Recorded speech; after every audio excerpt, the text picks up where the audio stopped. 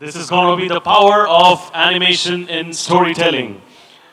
I'm going to be first announcing our honorable moderator, and then I'm going to be announcing our speakers, and then I request all of them to join me on stage together, please. To moderate the session, we have with us today Ritam Chakrabarty, the founder of the Alt Lens, and he's going to be joined on stage by Dr. Rajeev Rastogi, founder, managing director, White Apple Studios, Ashish Thapar, CEO-HiTech Animation Studio, Munjal B. Shroff, co-founder, Graphiti Studios, chairman, FICCI, AVGC-XR, Chaitanya Chinchlikar, vice president, business head, CTO, and emerging media head, Whistling Bush International, and Chandan Khandelwal, business head, KidZ, Z5. Thank you so much. Truly the most incredible panel indeed. The experts in the Department of Animation. Can I have a big round of applause for all of them before we begin, please, ladies and gentlemen? Thank you. Thank you so much for taking time. Thank you, and we're all set to begin. So the stage is set, timer ready, panel ready. Here we go. I think first off, I would like to thank IWMBuzz and Siddharth Like. This is a very complete panel.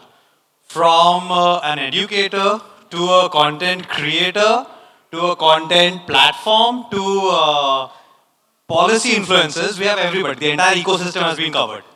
Munjalji, I'll begin with you. You know, you sit at an intersection of policy and IP creation. And you've been a long-term advocate of taking Indian stories global, creating IPs in India for the world. How's that progressing?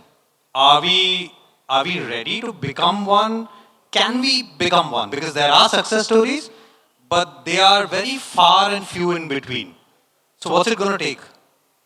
So I would say the short answer is yes. I don't think that today where we stand, there is lack of talent or there is lack of ambition.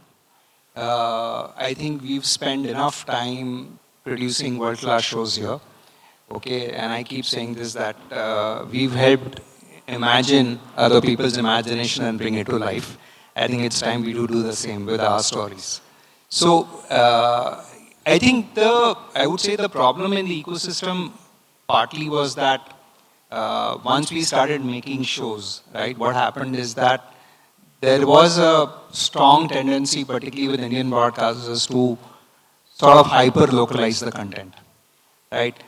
And in that process, what happened is that the shows became so tailor-made to our markets that they would not travel, right? And I think in many ways we saw that phase with the animated feature film space when once Hanuman came out, a string of God films came out. Now the problem with that sort of content is that when you step into the international market, right, moment you are doing anything which involves religion, it's an outright no, no matter how good. And it's not just with Indian content, globally also. You know, I mean, even when I give you a very big example, it's a film that Mel Gibson did, which was on Christ.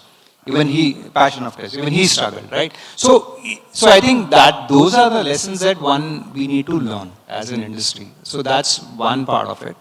The other part of it is also, I think, where the ecosystem in India lacks today is the ability to market and distribute our content. And I think that doesn't plague just animation, I think it plagues our entire media and entertainment industry at large. Right? So if you see globally the shows that are today produced, right, look at the distribution footprint that it has.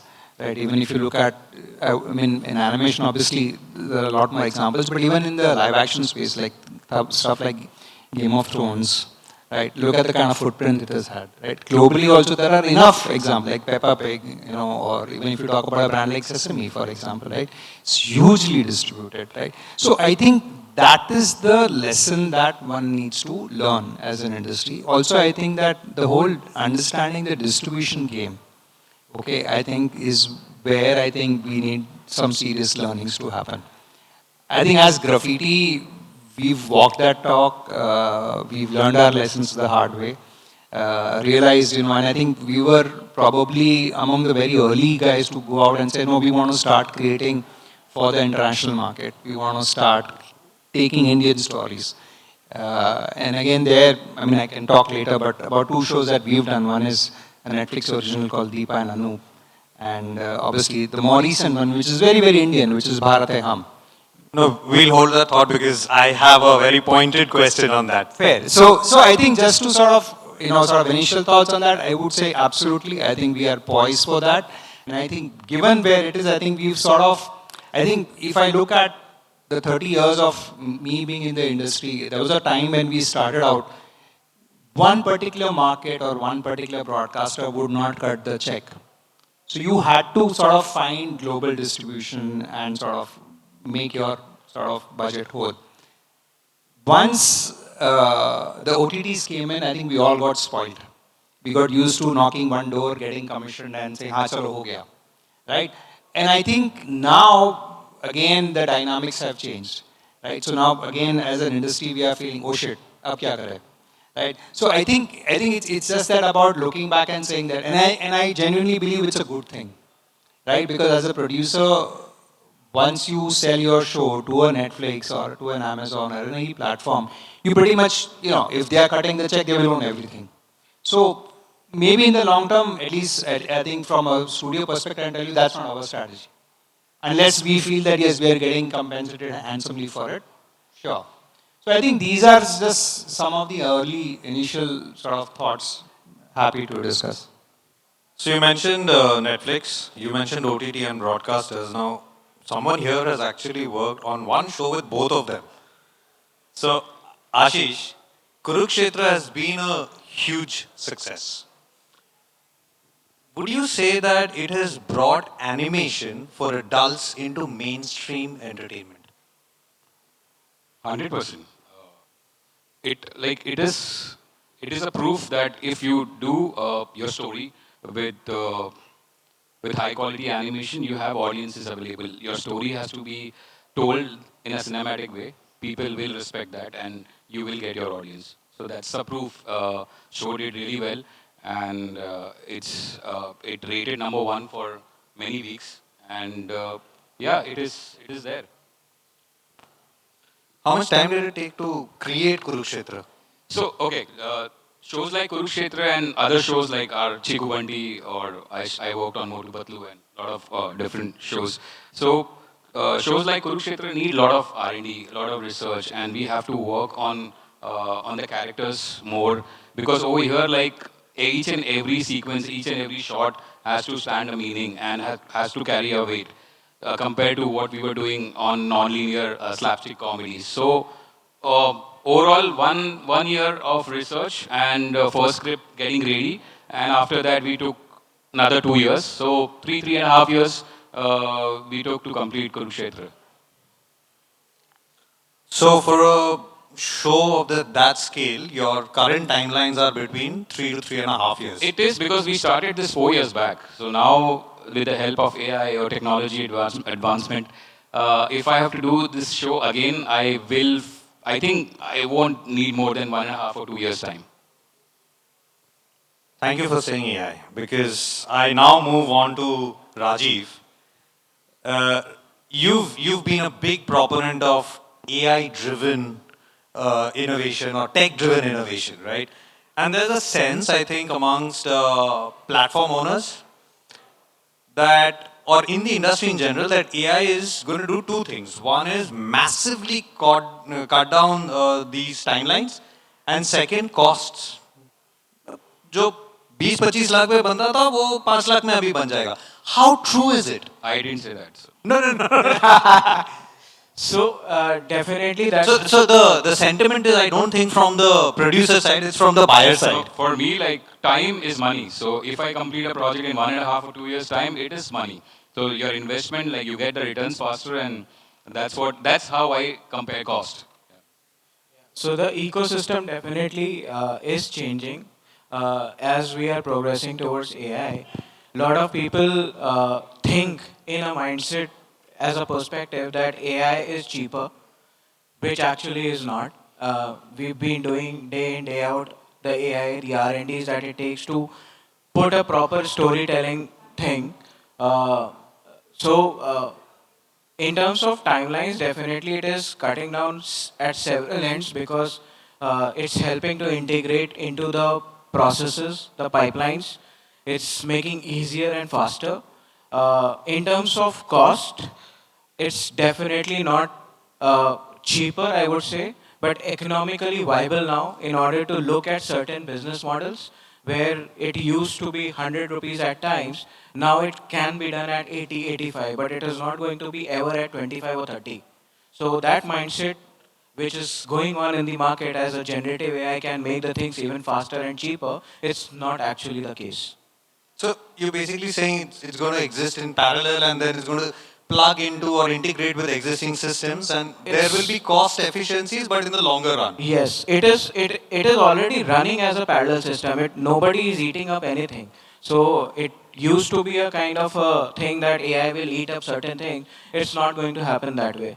I think VFX is uh, getting blended with AI. AI is getting integrated into VFX. So as what I spoke to Ashish, a lot of pre-production is getting done in AI now. So everybody is just getting complemented with AI. Nobody is going to like replace any kind of thing with AI as such. Okay. I now move on to somebody who's on the other end of the spectrum, somebody who said that YouTube's algorithmic rabbit hole doesn't work and has built his entire business on a mom approved strategy. Uh, Very interestingly, Chandan, your content mix for kids entertainment on Z5 is not classical in that sense. You have animation, you have live action, you have reality. Tell us how does this work and where do you see this growing? Sure. So I think to answer this question, you have to take a step back and you have to think from a user's point of view. You know, when we talk about kids or animation, you have to understand that kids of these days start watching content from 2 to 14 years and above as well. So to cater to each, I would say the phase of kids' life or each target segment, you have to create content that resonates with that target segment or to that age group. And that's why the variety becomes very important. What appeals to a 4-year-old may not appeal to an 8-year-old and definitely not to a 14-year-old. But everyone is our target audience. So that's why at KidZ, one thing is definitely common, that the content is safe, entertaining, and mom approved, as you rightly said. But at the same time, it caters to what the users are looking for, and that's why the variety is there. You will see a lot of content which is very international in nature. Some acquisitions that we have done are of international quality and nature. Some content that is very local in nature. Our local stories told in our local languages, which is also something that Z5 vouches for right now. We have a strategy of apni bhasha mein apni kahaniyan. So that is the element that you will see a lot of in our stories. And then the third element is something new, something that you haven't seen so far. You know, something exciting, which is, high quality animation, but Indian stories. So we are trying to make a business, we are trying to stand a business on the basis of these principles. Classic entertainment, one-stop solution for everyone. And of course, stories for each and every age group. So that's where that content mix strategy comes up. Going forward, you would say, I would actually go to a length and say that KidZ would be one of those brands which would solve the screen time problem for parents. It would be a one-stop screen time solution for everything. Right now, everybody considers screen time as guilty time. We are parents. A lot of us will say that, oh, I don't want my kid to watch a lot of content. But what if that screen time becomes guilt-free? If they are having some, some learning from whatever they are watching, some purpose-driven learning, some interactive games where they are learning something, and even if there is, harmless entertainment, then they are taking something away from it. So the fundamental that we are building our brand are on these things. Purpose-driven, one-stop solution for everything, and of course, quality is in matching the international quality. All right. Thank you. Chaitanya, you are a techie, you are also an educator. And you are the one who's essentially the first step in the pipeline, which is servicing everybody. When you train students in technology, in AI, XR, immersive media, are you equally training them in storytelling? Or when students come out, is there a definite bias at the institutional level? Is there a definite bias for one over the other? Okay, thanks. So one correction, I am actually the second step in the ladder. The first step is the high school. And we will talk about that because that's super critical because that's the raw material I get, to put it in crude terms, right? And historically it's been flawed, now it's going to hopefully get better. We'll talk about that. So, stories were being told long before there was technology and will continue to happen long after there are technology. Editing doesn't happen on the computer, editing happens in 1 square foot of real estate, right? Tomorrow when we have Neuralink chips in all our heads, we'll be able to think images. We will not need a computer. So, the way that content gets created is 3 pipelines, 3 processes. One is you have the creative fundamentals, which is your storytelling logic, narrative, action, your entire cognitive science, entire emotional understanding. Because we don't make anything, we don't build anything. Our products are emotions. We're selling emotions to people and asking them for their time and money. And more time than money. Time is more important. So, you have to have the creative fundamentals in place. Without that, nothing happens. Then once you've got that in place and you know what is the emotion you want to convey, what is the confluence of emotions you want to convey, then there are workflows and tools in order to get there, in order to create the audio-visual narrative content. The workflows and tools have been changing for the last 100 years. They have been, every 5 years they change significantly, every 10 years they look unrecognizable from what they were 10 years ago. Tools is even shorter. So workflows and tools are only a means and a mechanism to tell the story. And this is also where you want to make sure that the emotion gets through. No matter what the quality or no matter what the workflow and the structure of the final output of the content looks like. Whichever content, live action, animated, games, comics, everything, right? And that's really where we focus on. Our goal is to enable students to tell stories and to create the entire trio of ecosystem to enable them to do that. So they have to understand the art craft, they have to understand the tech, and most importantly, they have to understand the business. Every artist is a technician, every technician is an artist, and they both understand the business. That's the only way you're able to build a successful career in the industry. Now, how do we look at emerging tech? How do we answer the question, what next? How do we look at, 5 years down the line, where do I see the industry and how do I build that into my curriculum today? Because that's what I have to do. I have to be 5 years out. Because a student who joins this year will graduate 3 or 4 years from now, right?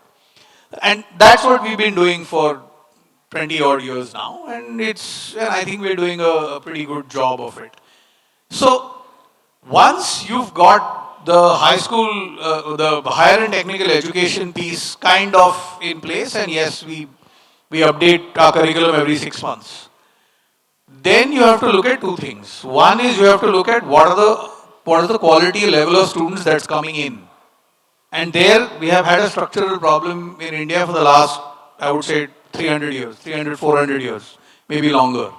Where anything which is foundational education in creative and performing arts has always been extracurricular. The moment you use the word extracurricular, the industry loses dignity in the minds of parents and students. They think, yes, this is not real education. So structurally, we've been trying to work on solving that problem, where foundational education in creative and performing arts is as important as physics in high school. And hopefully over the next 6 months, we will be able to sort that with policy in place. And I don't want to get too much into it, but there was some news in the budget this year and so on and so forth. So once that happens, that is really when you will start to really see the impact of the pure potential that India has to offer. We have not even scratched, I would say, 5% of what we can do. Because those kids, when they come in, will challenge us more. Right now, a lot of my foundational education I'm doing because school is not doing it. So imagine if that whole 20% of my curriculum becomes empty. You know, how much can I go at because we start shallow and wide and we end narrow and deep.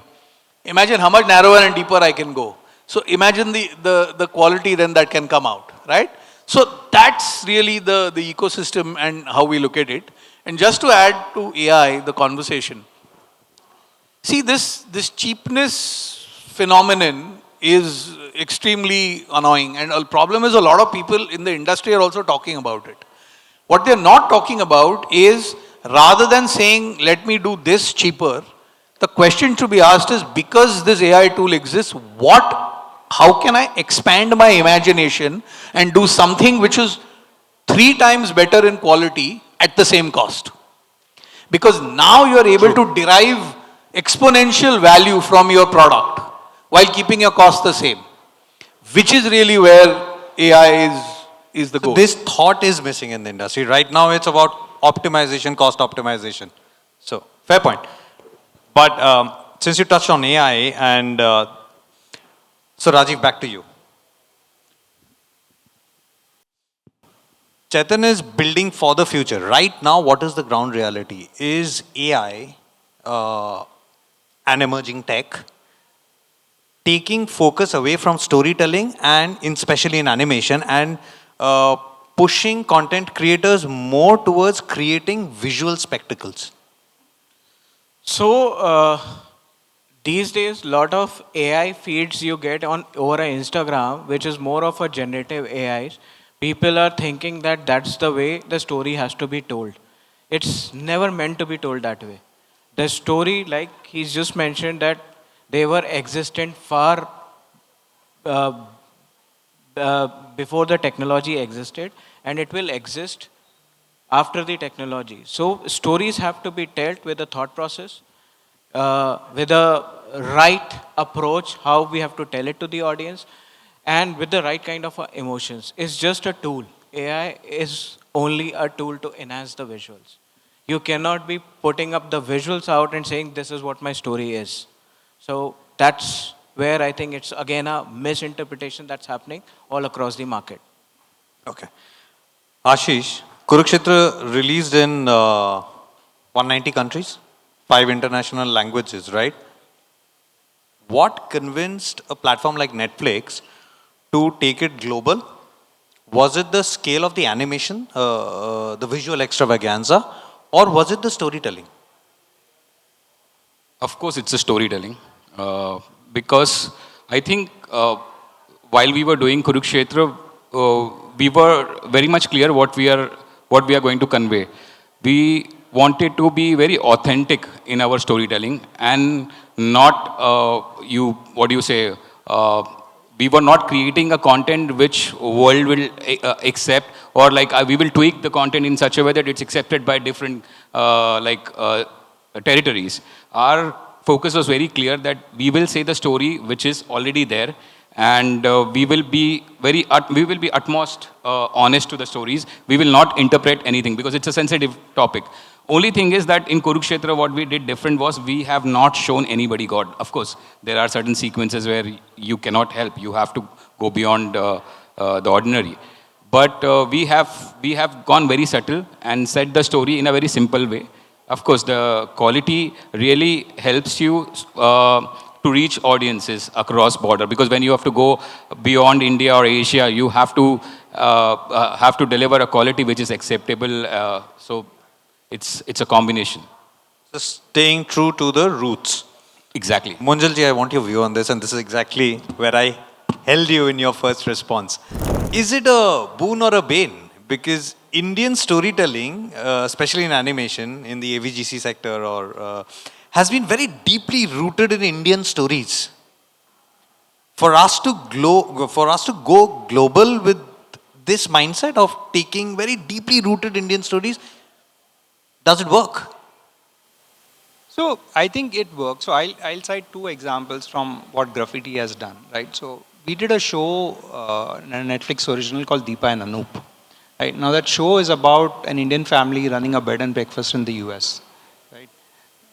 Now, if you look at that show, there are so many Indian elements, right? One of my inspirations behind that show was the Bollywood song and dance numbers, right? So although the episode is about 11 minutes, there's about a 1 minute song and dance number, which if you are a Bollywood fan, you will see where that inspiration is coming from, right?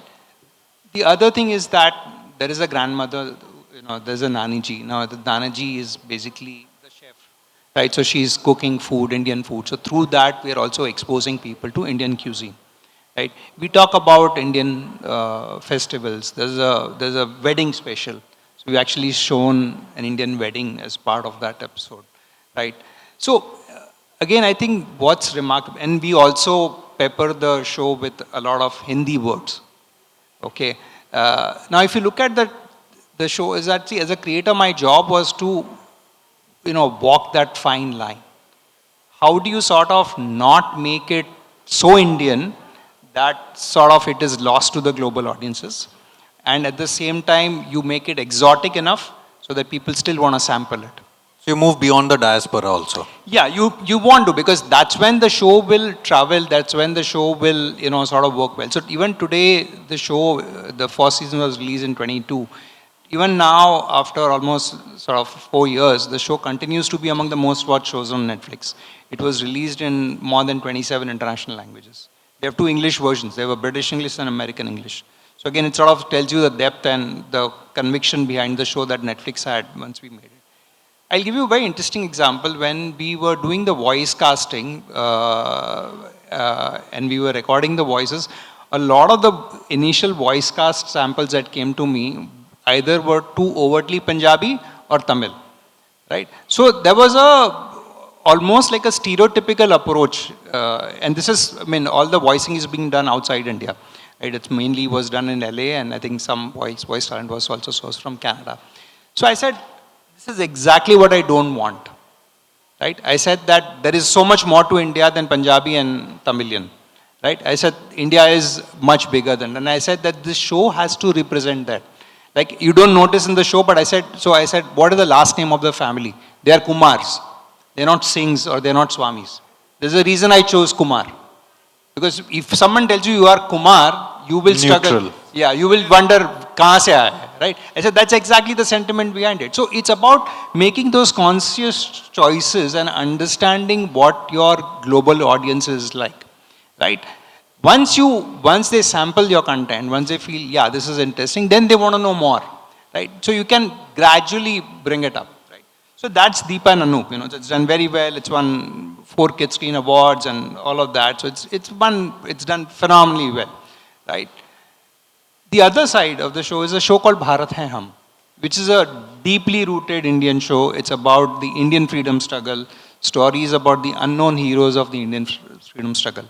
Now, we did the show in 19 languages. It's India's largest multi-platform release and also India's largest multilingual release, right? So when we premiered, we premiered simultaneously on Netflix and Amazon in 190 countries. I think we are unique. No other show in the world has managed to do that. Now, what was interesting is that we made it to the top shows, on Netflix in the main category, not in the kids category or not in the animation category. But what was even a bigger surprise for us was that it also made it to the globally most watched shows on Netflix. So when the data came out in Jan 24, it was among the most watched shows on Netflix worldwide. So that tells you that if a story is done well and given where India is right now, there is a lot of interest in India. There is a lot of interest, But again, the telling, right? How it's told, right? Again, I think when Tilak, my partner Tilak was basically directing, he was the show director of the show, he made conscious choices that, I think telling has to be very mature, right? Because you don't want to have a show which is about freedom fighters. You can't be frivolous with that subject, right? So again, we were earlier talking about what is animation as a medium all about? And I'm saying animation is a medium of storytelling. If I want to today tell that same story in live action, I would say in a pre-AI world, it would have been extremely difficult.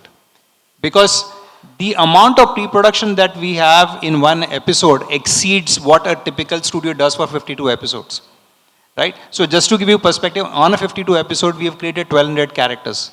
We have more than 700 master backgrounds. Right? So it's by far the largest animation production this country has seen, and all done in 18 months, right? 18 months. 18 months, right? So I think the sheer scale at which we operated was very different, and it was a very audacious project, right? But again, I think seeing the response on a global platform, has been remarkable, and I think that, we will be announcing very soon what's happening in the third season. But again, I think just to see that confidence from season 1 to season 2, both Netflix and Amazon again come on board. We were also, even now, we are on all 28 channels of Doordarshan nationwide. We are on 11 a.m. Saturday morning slot. So I think it's about, yes, you need to tell the stories, right? And I think good content, well made, will find an audience. So I think as creators, it's a choice that you make. Do you make a Deepa and Anu, which by design is meant for a global audience? Or do you sort of create a Bharate Hum, which is sort of very deeply rooted, yet the stories itself are so powerful that you want to watch them? So I think the world is ready for both. It's a question of how you tackle it and how you approach it. Okay. Now the success of shows for a platform means very different, right? And specifically in the kids category, I think this is a very big issue, the under indexation of the category itself from a ad revenue POV. So Chandan, what are platforms doing? What are you doing to correct this? No, it's a fair problem statement. I will not deny that there has been an under-indexing on the kids category, and in fact, the problem. So I'll take a step back again. See, brands and advertisers are always at a place where eyeballs are. Now the problem that has happened is that, first of all, a lot of consumption on the kids front has moved away from television. So the conventional advertisers who are very confident about advertising on television have moved away from the category altogether. Secondly, a lot of consumption of kids content happens on YouTube. So that premiumness of advertising, in the world of 100 advertisers is also missing. So advertising doesn't get that standout value, when they come to kids as a category. Now, to your second part of your question, how do we tackle it? First of all, as I said, advertisers are always looking for a reach, the right kind of synergy with the content, and the right value. So reach, of course, Z5 as a platform and KidZ as a platform has the right reach. So we are there already. Content piece or the puzzle is what we are trying to solve. So let's say if I have to get a I would say, for example, apparel brand or a kid-friendly cosmetics brand onboarded. They would like to be a part of a show where the kids are in, urban, where kids are using those kind of products. So when we make our shows, whenever we are creating our stories, we always keep that in mind, that whatever we are making, is it sellable? Does it bring the value not just to the user, but also the people who are putting their money into it? So, for example, one of our shows which is coming up in the month of April itself is Fab 5. It's a superhero genre show where the kids are, or the setup is in a entertainment park. So there's a lot of integration opportunities available for brands, which are food brands, which are apparel brands, which are cosmetic brands, even a brand like an Amazon or a Myntra, which is selling stuff to kids. So that integration is very much possible, and we are sure that we will be able to onboard a lot of brands over that. Secondly, now a lot of monetization on the kids front or on the animation front has moved out of viewership. There's always a lot of opportunity for merchandising. If I have to really give you an example, Peppa Pig, we keep talking about it. They make, if you were to take a guess, how much money do they make in viewership? The answer is, let's say, X. But honestly, their merchandising revenue is 100X, right? So monetization opportunities in this world don't just exist on the platform. They have moved away. In fact, the very venue that we are sitting at, KidZania, you will see a lot of brands integrating in the stalls over there, right? So this is monetization. You work with the brand, you bring your brand product together, and the brand is happy to collaborate with you. So monetization opportunities, so you just have to look at, where are the white spaces, what are the brands looking for, and then just integrate. So I don't see it as a problem, but yes, it has been, a little bit problem of the industry overall, where the animation and the kids genre has not been taken as the highest priority genre for the for the advertisers. But that's where we are trying to. That's what we are trying to solve. Secondly, a lot of the shows that we are making are not just for kids. They are in the co-viewing space. Primarily, in fact, I would say they are in the co-viewing space. These are the shows that even I, as a parent, would enjoy watching with my daughter. So when brands come to us, we tell them that, hey, this is a show that is derived from Indian mythology or Indian folktale. This is a show that you will be happy to watch with your family, and that's where even a brand which is not directly targeting kids and is more attuned towards their parents is something that is, this show is suitable for. So the family viewing, co-viewing proposition that we are coming up with helps the brands to integrate better with us. So essentially from parents being treated as secondary target audience, you're making them primary. Yes, they are. If you see, parents these days are more and more becoming more and more sensitive about what their kids are watching. And nowadays family time has shifted a little bit, I would say, from the parks and the malls to the living room in your house. People are watching a lot of content together. Of course, they're watching a lot of content on their phones as well, but they're happy to watch a lot of content as a family as well. So if you see a lot of shows that have come recently, even Bharat Hai Hum that Munjal Ji is talking about, it's a show that I can watch with my daughter. I can watch with my 8-year-old son or a 10-year-old son, and he will be happy to watch. He'll be engaged and I'll be engaged at the same time. That's the sweet spot, that even the brands are targeting. They are happy to collaborate with us.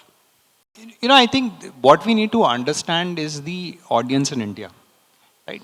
The audience today, has grown up. I mean, the typical parent today who's, let's say, 30-year-old, that audience has grown up watching animation, right? Back in the 2000, early 2000, late 1990s, they are all, I mean, even if you talk about our generation, we are perfectly okay watching a Tom and Jerry with our children. We don't have a problem, right? Probably the generation before us, would say, yaar, bachcho ki picture dekh rahe ho, cartoon dekh rahe ho, right?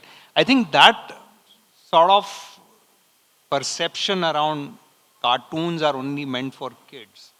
I think that transition has happened, I think, at an industry level and at an audience level, from cartoons to animation. I think that the recognition has come, I think, to the medium that it's no longer just cartoons. It is animation. It is an art form.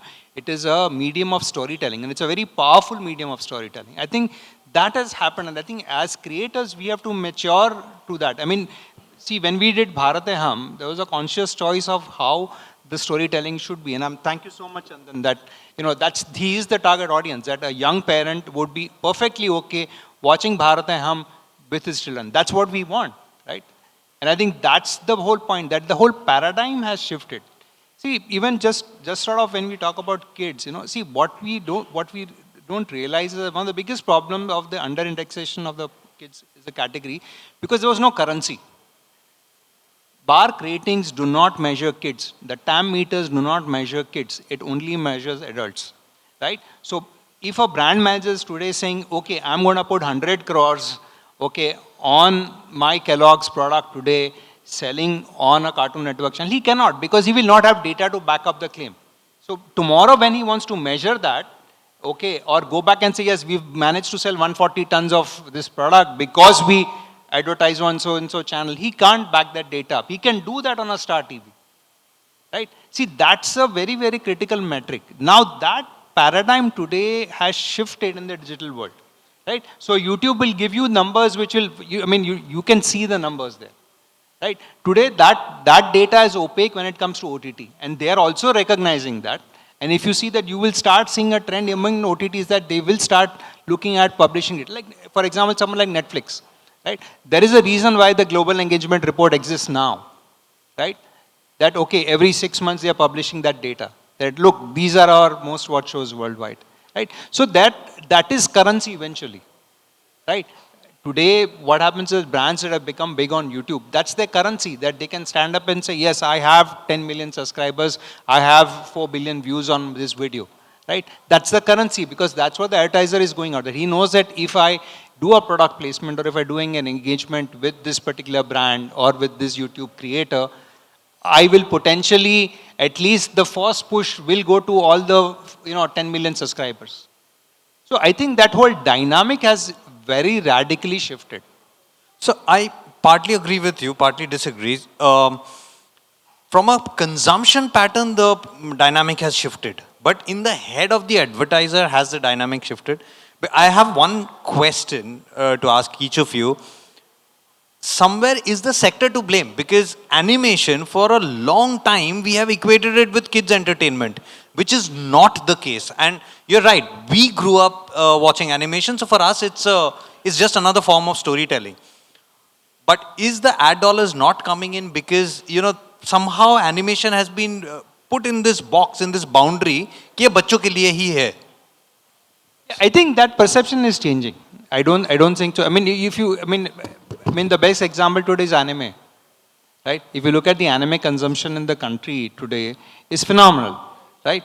And I think that if you see that anime is not really targeted to children, it's, I would say, largely teens and above, right? So I think that shift has happened, and I think as a creative community, we also need to wisen up and say, okay, the paradigm has shifted. So I think yes, maybe I think the challenge is perhaps for the OTTs and for the broadcasters to say, recognize and say, yeah, we need to expand our category and say, today as a channel, I will not simply cater to kids, but I will cater to the teenagers, young adults as well. I mean, see, one of the toughest category to program for is young adult.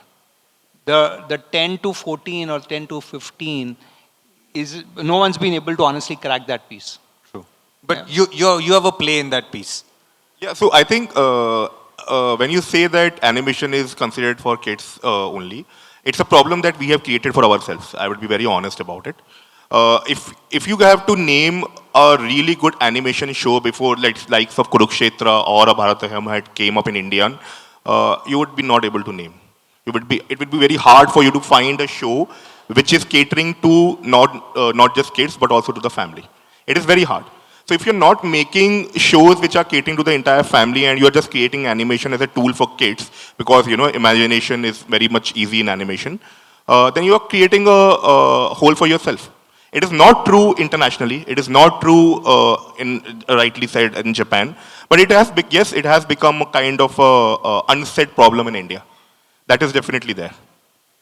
Chetan, I think you have something to add. Animation content on the big screen is where the first time animated content became a brand globally. Right? In India, it happened 3 years ago or 2 years ago. So it's not right for an average Indian business house to think that animation is not a brand in India. It is the big screen that drives it. It is the big screen that drove it globally. Right? So, Toy Story, Shrek, those were the first big blockbusters. Before that, Aladdin tha, but Aladdin wasn't that global. So, we have to do that. We've had 2 opportunities. I don't want to mention names. We had 2 opportunities to take animation out of the kid space and put it into the adults' global space, universal space, on the big screen. One film never released. The other film was a glorious disaster. So, you don't get a second chance to make a first impression. The first impression was terrible. Right? I went with great hopes and expectations because I'm like, damn, finally, right? You've got the right muscle behind it, you've got the right money behind it, you have the right voices, you have the right actors, you have everything. And the last word in this title is where it failed. Right? So, that's, like I said, it's self-created, but also we haven't made it a brand. तुम brand बनाओगे अपने आप आएंगे. So जो 1983 जो cricket में था India के लिए, I mean Mahavatar Narasimha was kind of something like that, right? And maybe so you'll have a pre and a post. 25 years down the line when they start to make a documented history, that's when you will see it. So I'm not so worried about what has happened in the past, but what I'm saying is we have to now make sure that we continue the qualitative success of it, and again not get lost in the visuals. See, there is a string of content from a brand called Char Sahibzade. If you see the animation, is not what you would call, but the message gets through. It is so emotional, it is so rooted, it is so built into core values that the message gets through. And that is really what storytelling is. If you're able to do that, it's almost, Shrek could have been run with stick figures. KTB could have been done with stick figures and it still would have worked. Right? So we don't have to stop being obsessed about the visuals and you have to start focusing on the stories. Visuals are a means to tell the story at best. So storytelling wins. One, I have like a final quick wrap up some questions, okay? Just the first thing that comes to your mind, no big answers, no lengthy answers. Indian animation's biggest problem, talent, budgets, mindset. Budget. Ashish. Mindset. Ambition. Okay. Ecosystem. Out of the three, mindset. Are OTT platforms enabling creativity or quietly killing risk? I want to know from the creators first. Enabling them. It's empowering us. Like for sure, what we are trying to do, it is empowering us. Okay. Definitely empowering. Wildly empowering. Absolutely empowering. No, I mean, sorry, you said no long answer, but digital content is the first content consumption platform where you're not being judged for what you watch. So everybody is okay to experiment with the kind of content they consume on digital platforms. Hence, a lot of all kinds of content gets created. So your spectrum of content just has exploded, which is great, hugely empowering. So Ritam, like the studios or the creators also have to, why I said intent before this, because even first you have to have a trust that you can say the stories or you believe that how the market is changing. We started with Kurukshetra 6 years back. Like, I know that a lot of people rejected us, that decided it's a kid genre, but we had a belief that this will go somewhere. Like, and we were like very firm that we will do this and we will make sure that we will create this. And for us, like it is, pre-sale is very, very important. We cannot work without that. So you have to be in the system, you have to believe in your understanding about the whole ecosystem and then pitch. So that's the key. You come as an individual film creator in animation right now, it's at a very nascent stage. And I think we're talking about my subject traveling the world, my subject traveling here and there. It's not relevant as of now. I think India is the biggest market for us, right? And we have not tapped India yet. We have to first tap India. We have to say our stories to our audiences first. If our audiences get convinced, then only your story will travel the world. So that's where animation storytelling is there, is located. And last, final, I would like to conclude that any story which will travel the world from India will be an animation story. So, and I firmly believe, because we had the same belief when we started Kurukshetra, but I still think that strong character and some strong storytelling will travel the world and it will be popular one day. I think in next 5 years. Okay, that is some crystal gazing. One last question. Chaitanya, the students that you're training today, inherently, what is their focus? And I want a rough split if you can give us. Are they more interested in in pursuing the technical aspect or in the storytelling aspect? Pure creative. Storytelling. Pure creative versus technical. See, the best thing about the 18-year-olds that come today is they're all digital natives. Everybody on the stage except that guy, we are all digital immigrants. Right? They're digital natives. For them, tech is nothing. It's no bigger deal. It's not like, oh, I'm dealing with tech. They want to see how can use this to create better impact and tell better stories. The tech is almost irrelevant. They have stopped being overawed by tech. You have to really, really have something mind-blowing for a kid to be overawed with tech. What they are overawed with is ability to convey emotion, which is why anime does so well. Right? Good. So what we have to do is we have to be able to take Madhubani and manga and Pattachitra and tell it in the same engaging, entertaining way that anime tells their stories. That is the goal. Right? So, and that's all we have for you today. Any questions from the audience? Do we have time? Unfortunately, no. You've been a lovely audience. Thank you to my fellow panelists. We will be having the lunch session post this. I'll request all of you to remain on stage. I'm going to be calling Mr. Sohail Mir, business head of PunToon Kids, to please kindly come up on stage and give the token of appreciation to our esteemed speakers. A big round of applause for Mr. Mir as well. Please, can we have the token of appreciation quickly on stage?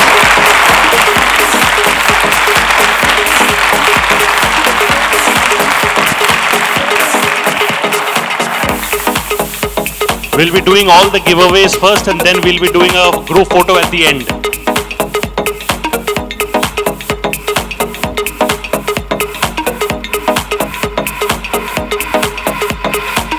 Can we have the remaining giveaways as well? Thank you.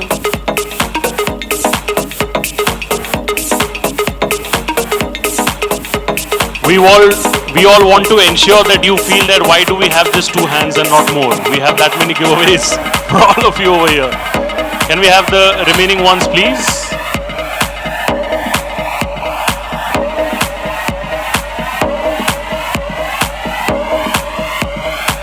That's the kind of warmth and gratitude that India Kids Summit brings to the table for their speakers. So thank you so much.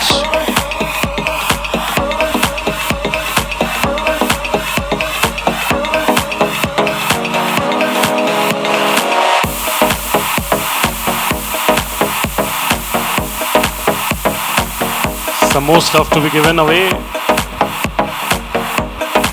You know, can I have a bit of an appreciation for the team working at the back end over there, because they're also rushing and kind of helping all of us get this done. So kudos to the team at the back end over there for all the technical and logistic support. Thank you.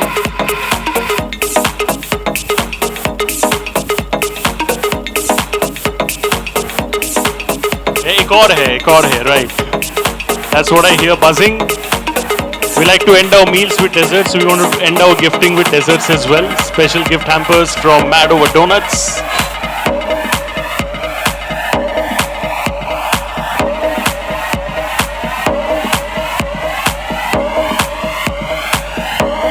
Thank you. Thank you. Thank you. Now we do a nice group photograph, and I understand that it's going to be inconvenient for all of you to hold all this, so maybe you can keep it on the chairs and then pose for a group photograph.